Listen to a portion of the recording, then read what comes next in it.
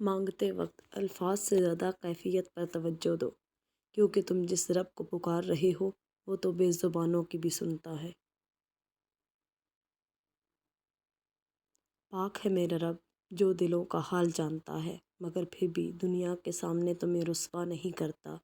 کریم اتنا ہے کہ نیکی کے ارادے پر ثواب دیتا ہے، مگر گناہ کرنے کے بعد توبہ کی توفیق دے کر پھر اسے ثواب میں بدل دیتا ہے۔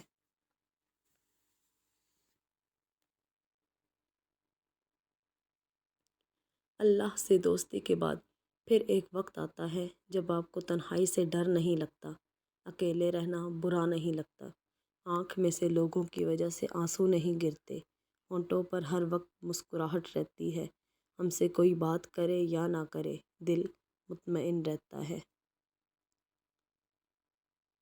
اگر خوش ہو تو آہستہ سے ہنسا کرو تاکہ غم نہ جاگ جائیں، اور اگر غمگین ہو تو آہستہ رویا کرو تاکہ آنے والی خوشی نا امیدی میں نہ بدل جائے۔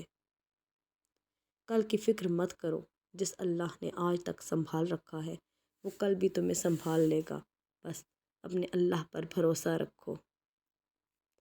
زندگی میں سکون چاہتے ہو تو کبھی کسی سے امیدیں مت رکھو، صرف اللہ پر بھروسہ رکھو۔ اللہ جب کسی کی مدد کرنا چاہے تو لامعلوم سے ایسے سبب بنا دیتا ہے کہ نہ ہونا بھی ہونا ہو جاتا ہے۔ وہ اللہ ہی تو ہے جو دل کی خاموشی بھی سمجھ لیتا ہے۔ آزمائش میں اللہ اذیت دینے کے لیے نہیں بلکہ کچھ سکھانے کے لیے ڈالتا ہے۔ جتنی جلدی سیکھ جاؤ گے اتنی جلدی وہ دور ہو جائے گی۔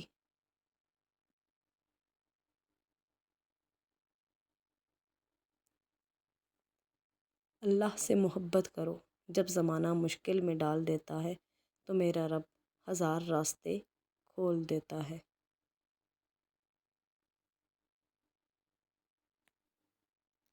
اللہ ان لوگوں کے ساتھ ہے جن کے دل بکھرے ہوئے ہیں۔